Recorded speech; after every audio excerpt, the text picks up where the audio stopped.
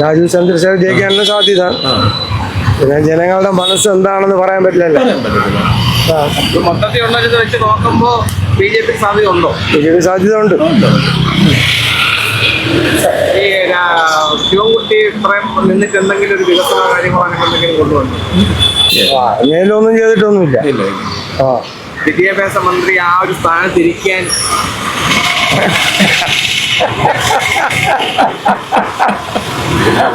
എല്ലാരും എനിക്കൊന്നും പറയാൻ അതിന് നമുക്ക് അഭിപ്രായം.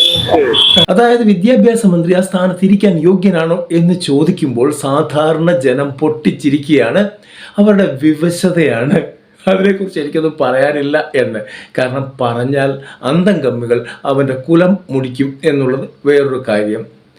വിദ്യാഭ്യാസ മന്ത്രി സ്വയം CITUവിൻ്റെ ഗുണ്ടയായിരുന്നു എന്നുള്ളത് വേറൊരു കാര്യം.